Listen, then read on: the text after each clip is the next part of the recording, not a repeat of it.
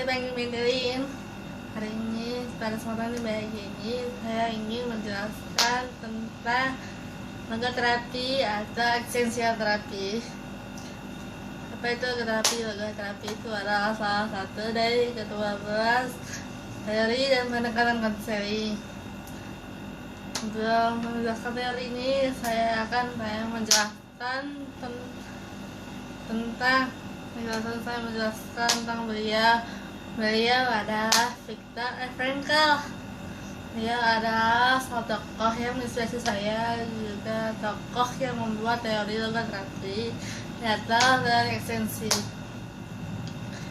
Sebelum saya menjelaskan lebih lanjut, akan ada apa yang dilakukan, yaitu apa? Vipastustatek. Apa itu vipastustatek? Vipastustatek. Fisiologi, patologi, tujuan, strategis, teknik. Apa itu fisiologi? Fisiologi adalah bagaimana seorang tokoh memandang manusia itu. Patologi adalah kebalikannya, bagaimana jika manusia itu belum mencapai tujuannya tersebut. Kemudian ada tujuan itu akan ada di setiap pertemuan seperti pertemuan sekolah, yaitu mata pelajaran ada tujuannya kan. Lalu kemudian ada di mata kuliah kan, tujuan mata kuliah kan. Kemudian ada setelah ada tujuan, ada namanya strategi. Strategi ini digambarkan seperti sebuah konsep atau sebuah gambaran agar kata lebih jelas. Kemudian ada namanya teknik. Teknik ini adalah hal yang bisa dilakukan untuk mengatasi patologi tersebut. Halo, silakan saya menjelaskan tentang beliau ya. Beliau tokoh yang mengungkapkan buat teori ini adalah Viktor Frankl. Beliau lahir di Wina tanggal 26 Maret tahun 1905 di Karlsruhe, kemudian tengah dan menempuh asimilasi kehidupan masyarakat Austria. Beliau sangat kental akan kepercayaan dan ketaatan Yudaismenya. Itu dibuktikan dengan minat yang besar pada spiritualitasnya, juga mencari makna dalam hidup. Di tengah keluarga yang punya tema peraturan tersebut, dia tumbuh di sekolah dasar sampai ke tingkat yang lebih itu ya tingkat yang mengambil tingkat kedokteran, jadi spesialisasi neurologi, kemudian spesialisasi psikiatri di Universitas Wina. Universitas Wina yang melalui gelar S3-nya itu dia membuktikan dirinya sebagai tenaga pengajar. Lalu dia membuktikan diri juga sebagai seorang terapis di hospitality poliklinik hospitality Wina. Dia juga menginspirasi saya karena ia adalah salah satu yang mengalami kejadian tidak menyenangkan, yaitu dia masukkan ke kamp konsentrasi Wina. Padahal pertamanya dia bisa keluar karena ada beberapa alasan tertentu. Ia adalah salah satu yang mengampuni Hitler dan kawanannya, karena di kamp konsentrasi itu dia mengalami kejadian yang menyenangkan seperti yang lain ketahui. Konsentrasi ya didera, mati, siksa. Ada dua hal yang membuat Viktor Frankl ingin memaafkan dan juga ingin masuk dan juga bertahan di negaranya di Wina. Yang pertama itu adalah dia memiliki untuk mentaati salah satu dari 10 perintah, yaitu hormatilah ayahmu dan ibumu supaya panjang umurmu di bumi. Dan juga kedua adalah dia terinspirasi dari dua rekan, yaitu dokter muda namanya Anders Rosberg dan Paul Frost, yang lebih memilih untuk mengampuni daripada membalas dendam. Nah, itu mereka lakukan kedua macam jemput. Dan setelah kalian tahu, dia di camp konsentrasi itu sekitar 3 tahun. Setelah keluar dari 3 tahun, ia mengajak rekan-rekan yang selamat untuk mewujudkan kata-kata yang mereka berdua. Mereka bilang, selama kamu mempermasalahkan atau menghakimi, kamu tidak akan mencapai kebenaran yang mendasar. Nah, sekarang kita ke bagian patologinya. Fisiologi guys. Bagian fisiologi ini yaitu FMK memandang manusia sebagai bahwa manusia itu memiliki kehendak untuk menemukan makna dalam hidup sehariannya. Yang merupakan pokok aktivasi fundamental dalam hidup pada diri manusia. Kemudian setiap dari hidup potensi manusia, mencari manusia akan menemukan makna merupakan sumber utama dalam diri manusia. Hal itu cuma bisa ditemukan spesifik dari sendiri, sekalipun yang hal yang paling pergumulan paling berat dalam hidupnya. Manusia juga merupakan makhluk spiritual yang berusaha melakukan transendensasi melalui 3 hal. Yang pertama itu apa yang ia lakukan pada dunia, apa yang ia lakukan, apa yang ambil dari dunia, apa yang ia ambil dari takdir yang bisa diubah. Yang sekarang ke patologi. Patologi ini manusia yang tidak menemukan makna dalam hidupnya akan mengalami yang namanya syndrome of meaningless. Apa itu syndrome of meaningless? Itu adalah dalam bahasa Indonesianya adalah sindrom ketidakbermaknaan.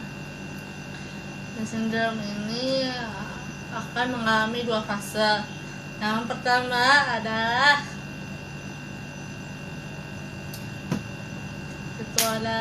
faktor eksistensi. Faktor eksistensi ini adalah gejala pertama, yaitu seperti yang mulai merasakan kosongan dan kehampaan dalam hidupnya, yang mulai menunjukkan depresi, langsung cemas, kosong, merasa bersalah, mulai kelihatan seperti itu. Yang kedua adalah neurosis neogenik. Neurosis neogenik ini adalah dimana sudah ke bagian yang lebih dalam lagi, yaitu dia mengalami depresi. Maksudnya adalah dia mengisi kosongan hidupnya, itu seperti dia mengisi depresi kosong itu, mendepresi, bunuh diri, terus seksualitas, narkoba, rokok, dan lain sebagainya. Dan lalu kita ke tujuan dari adanya logoterapi ini adalah bantu manusia untuk menemukan makna dalam hidupnya dengan memberikan tujuan, tanggung jawab, kesadaran bahwa kita punya hak untuk menemukan makna dalam hidupnya. Kemudian kita ke strategi. Apa strategi yang bisa dilakukan untuk mengatasi patologi yang dialami baik sindrom tidak bermaknaan, yaitu dengan mengubah sindrom ketidakbermaknaan itu dengan diisi hal-hal yang bermakna, seperti membangun tanggung jawab diri, memberikan kesadaran, memberikan kemakmuran bahwa dia bisa mencari makna hidupnya seperti itu. Kemudian udah ke teknik guys. Teknik ini ada 3. Yang pertama itu adalah bimbingan rohani, atau dalam bahasa Inggrisnya adalah medical ministry. Bimbingan rohani ini tidak dianggap sebagai agama ataupun misionari. Bimbingan rohani ini adalah kesehatan rohani. Yang apa itu kesehatan rohani yang dimasukkan oleh Viktor Frankl? Kesehatan rohani yang dimaksud beliau adalah roh manusia itu akan tetap sehat selama ia sadar akan tanggung jawabnya. Contohnya yang bisa dilakukan adalah contohnya adalah kasus yang sudah Viktor Frankl jalani, yaitu dia diundang oleh seorang perawat. Perawat ini mengalami penyakit yang tidak bisa disembuhkan. Dia kemudian mengundang Viktor Frankl untuk datang padanya. Perawat ini bilang, saya udah gak kuat lagi, saya udah punya penyakit yang tidak bisa disembuhkan. Saya sangat mencintai pekerjaan saya sudah kerja selama 10 jam, dan saya sudah sakit, saya tidak bisa melakukannya sama seperti sedia kala. Tapi Viktor Frankl menegaskan, memberikan keterangan bahwa orang yang sudah bekerja 8-10 jam itu ada hal yang biasa dilakukan.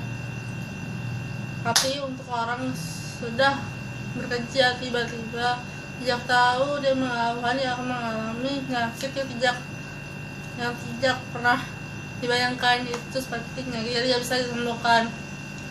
Tapi orang tetap memutuskan untuk bekerja sedia kala. Jika Anda hanya memfokuskan diri Anda pada waktu 8-10 jam, maka Anda mengambil hak hidup Anda dan juga pemberdayaan kebenaran dari semua orang yang sakit. Itu dimaksudkan dalam untuk menyadarkan sang perawat bahwa yang bermakna adalah bukan waktu, bagaimana waktu dia sadarkan bahwa ketidakberdayaan yang dia maksudkan, yang dikutuk ternyata salah. Menyadarkan perawat itu bahwa dia kehilangan sesuatu yang penting, ya. Apa itu yang penting? Yang mendirikan diri pada pekerjaan, bukan pada waktu. Jika mendirikan diri pada pekerjaan, kalian pasti tetap optimis melakukannya walaupun ada situasi yang menyenangkan. Itu. Yang kedua adalah intensi paradoksal. Intensi paradoksal atau dalam bahasa Inggrisnya adalah paradoxical intention.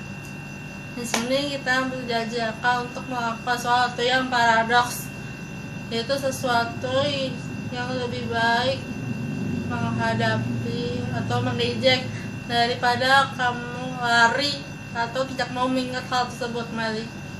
Contohnya adalah ketika Viktor Frankl menghadapi pasien yaitu pasiennya mengalami insomnia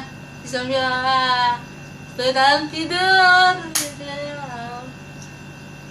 Ketika dia sudah menceritakan bahwa dia mengalami insomnia, Viktor Frankl mengatakan bahwa kamu harus menangani insomnia itu. Ya udah, ketika dia insomnia dia tidur. Dan kemudian insomnia itu datang, dia harus menangani insomnia tersebut. Nih, mulai kan, tidur lah. Jadi itu adalah teknik yang sangat unik. Dan sebenarnya aku udah pernah lakuin itu. Sebenarnya aku depresi waktu itu, jadi aku tidur ranjang. Aku mikir depresi ini aku bakalan rasanya nggak enak gitu loh, aku ngerasain ini. Tapi lama-lama aku tidur kayak 1 jam sih, 15 menit paling, dan aku nggak tahu kenapa. itu aja 1 hari doang aja udah beres. Dan lebih uniknya lagi adalah itu aku belum tahu namanya logoterapi, dan aku lakuin itu sebelum aku diajarkan lagi logoterapi, ajarin logoterapi guys.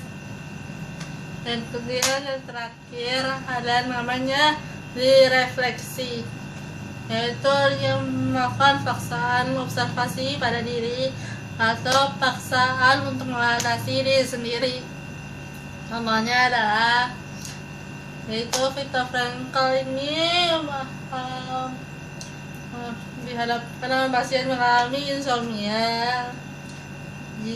Kemudian Viktor Frankl ini mengajak dia untuk membayangkan sesuatu yang dia sukai. Contohnya itu adalah bersihkan salju di hari subuh guys, jam 4 jam 5 pagi banget. Rasanya itu ketika dia membayangkan hal tersebut, dia akan merasa bosan, lalu kemudian tidur. Nanti kan, jadi dalam project saya tips-tips yang dikeluarkan oleh Viktor Frankl ini unik banget, dan hal sederhana itu memang bisa dilakuin lewat kan. Dan juga sekarang saya menjelaskan tentang analisis kasus. Apa itu analisis kasus? Analisis kasus adalah dimana kita mengambil salah satu kasus atau kejadian tertentu atau situasi tertentu yang kamu bisa peroleh dari kehidupan Anda sehari-hari. Kemudian bisa ambil dari majalah, berita, surat kabar, dan lagi sebagainya guys. Nah, untuk analisis kasus ini saya akan ambil salah satu tokoh, dan aku bakal tahu siapa beliau. Beliau adalah Nelson Mandela. Beliau adalah Presiden Afrika Selatan yang memperdamaikan mayoritas kulit putih dan kulit hitam. Beliau itu mengalami situasi yang tidak menyenangkan sebelum menjadi presiden. Beliau itu melakukan sesuatu yang membuat dia penjara, yaitu dia melakukan perlawanan terhadap lawan politiknya. Lawan politiknya tidak suka, jadi sama Mandela dipenjarakan selama 27 tahun. Dan penjara tersebut ia diperlakukan dengan cara tidak menyenangkan oleh sipil penjaranya. Jadi siksa, dan penjaranya itu terletak di Pulau Rodam. Setelah dia di penjara tersebut, dia telah mengatakan sehari-hari, tunggu saja, dia mengatakannya itu berkali-kali, tiap hari. Dan setelah ia keluar dari penjara tersebut, tidak lama kemudian ia menjadi Presiden Afrika Selatan.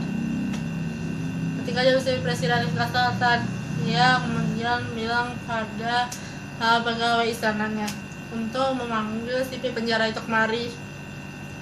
Dan tapi pegawai istananya melakukan sesuatu yang berbeda, yaitu menangkap sipir penjara itu. Dia berpikir bahwa si penjaranya akan didakwa oleh Nelson Mandela atau Presiden Afrika Selatan. Ketika si penjara mengetahui bahwa Nelson Mandela sebagai presiden, yang takut dan cemas, yang merasakan ketakutan, Nelson Mandela mengatakan seperti ini: hal pertama yang harus saya lakukan ketika saya menjadi presiden Afrika Selatan adalah memaafkan Anda. Dia lebih memilih untuk mengampuni, dia lebih memilih untuk menunjukkan kasih terhadap seorang yang mempunyai basis berbeda, itu kulit dan kulit hitam. Dia tidak membedakan ras, jenis, suku, agama, nggak membedakan. Kendati hal itu, Dia kemudian memberikan contoh yang baik kepada warga Afrika Selatan dengan menyampaikan poin putih dan poin hitam bahwa lebih baik ada sesuatu yang sangat harmonis ketika mereka bersatu, mereka berdamai. Dia kemudian meraih Nobel Perdamaian, dan setelah berselang lama di penjara dan Nelson Mandela, mereka mulai menjalin hubungan persahabatan mereka sampai si penjara ini memberikannya makanan, melayani, dan juga sampai Nelson Mandela ngajak foto bareng berdua, kayak wow. Dan karena situasi yang tidak menyenangkan itu, karena situasi maka itu ketika sudah saatnya Nelson Mandela pergi ke tempat yang lebih baik, si penjaranya mengatakan, selamat tinggal sahabatku, selamat tinggal Savannah. Karena hal itu ya karena perkataan itu, karena kemudian itu dimasukkan ke dalam sebuah film. Filmnya itu adalah upaya Savannah. Kalian bisa nonton itu di YouTube, dimana aku baru dengar nggak lama, mungkin sekitar hari Rabu ya, udah lama banget, sekitar 3 atau 5 hari yang lalu. Dan aku merasa ini memang hebat banget kalau buat saya. Dan namanya itu kisah persahabatan, bagaimana Mandela menunjukkan menjadi berkat untuk warga Afrika Selatan. Dan sekarang saya menjelaskan tentang pipa strategnya. Bisa lagi, Nelson Mandela mencari makna dalam hidupnya, yaitu dengan mengatakan tunggu saja. Mencari makna itu yang memiliki sifat yang sabar, sangat menggunakan emosi, makanya mengatakan tunggu saja. Kemudian dalam patologi tidak ditemukan sindrom of meaningless, ia langsung mencari sesuatu yang bermaknaan dalam hidupnya. Dan kemudian kita akan mencari tujuan. Dalam tujuan ini, logoterapi yang dilakukan Mandela ini adalah mencari makna setiap peristiwa atau setiap kejadian dalam hidupnya. Benar-benar dari kejadian dan peristiwa dalam hidupnya, yaitu dengan mengatakan tunggu saja. Salah satunya adalah tunggu saja. Ini kan. Dan kemudian saya akan menjelaskan tentang teknik. Dalam teknik yang dilakukan oleh Mandela kemungkinan adalah bimbingan rohani, yaitu mencari kebermaknaan di dalamnya, itu menyadarkan setiap kejadian yang dialami. Mungkin seperti ini, Nelson Mandela di penjara, kan sangat banyak emosi dalamnya kan, dia berusaha mencari maknanya. Yang ia lakukan itu bisa berupa konseling pribadi. Dia bertanya, dia mengeksplorasi dirinya sendiri. Saya kemudian menemukan makna daripada saya marah atau dendam, lebih baik saya menyimpan nih. Dia membuka sebuah momentum atau komitmen, tunggu aja. Itulah yang beliau lakukan. Bagus buat saya sebagai calon konselor di masa akan datang. Saya memutuskan untuk membuat refleksi pribadi, menanya apa yang saya lakukan hari ini, kesalahan yang saya lakukan apa hari ini. Seperti itu sih. ini bagus banget untuk seorang konselor di masa yang akan datang. Walaupun bakal guys. Dan salah satu teori ini bisa digunakan sebagai salah satu cara untuk berhadapan dengan konseling suatu saat guys. Dan juga berharap teori ini bermanfaat buat kalian, khususnya membaca atau pendengar juga, atau yang menonton video ini. Saya berharap dengan hal ini bisa memberikan pengetahuan yang baik buat kalian semua guys. Dan bagi yang ingin belajar lebih dalam tentang teori dan pendekatan konseling secara nyata dan dipraktekkan, kalian bisa masuk ke aja guys. Tapi bagi saya itu di perkuliahan akan banyak banget teori, kalian pasti pusing.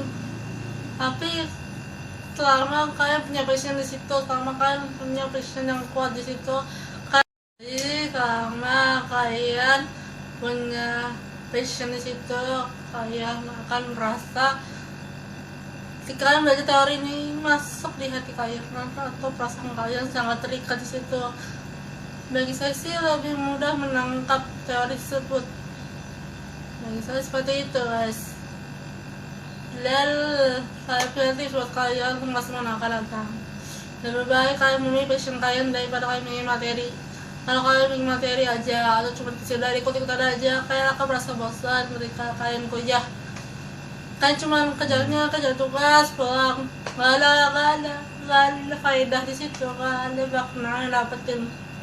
Jadi usahakan untuk mengambil passion ya guys. Bisa lebih baik, akan menjadi sesuatu yang saya suka teori ini. Kalau itu akan beraplikasi dalam kehidupan sehari-hari. Dan kemudian saya ucapkan terima kasih, mohon maaf jika ada kesalahan dalam berkata-kata, dan semoga memberikan manfaat yang buat kalian semua. Jangan lupa guys subscribe dan juga subscribe this channel guys. Dan for information guys, ini untuk memenuhi salah satu tugas atau salah satu mata kuliah, yaitu teori yang pendekatan konseling sebagai bentuk tugas ujian tengah semester. Dan menurut saya bagus banget. Kami paksa untuk melakukan sebuah vlog melalui Instagram juga melalui video. Itu benar-benar bagus, itu juga akan membantu seorang untuk bisa mempunyai passion seperti melakukan presentasi di depan umum guys. Bagus. Kalian pertama bisa lakukan video sih, dari video. Tapi untuk melakukan video kalian harus melakukan buat komunikasi. Dan ada satu hal yang bisa saya dapat dari kuliah bimbingan konseling. Bimbingan konseling ini saya dapat satu kalimat dari dosen baik aku. Beliau bilang salah satu passion yang bisa kalian bawa, yang bisa bekal yang bisa kita bawa adalah komunikasi. Karena kedepannya seorang konselor akan melakukan presentasi, juga melakukan konseling manapun konselor itu berada. Dan untuk adik-adik semoga ada beberapa kalian tertarik dengan mata kuliah ini guys. Sebelumnya terima kasih, Tuhan Yesus memberkati ya. Dadah.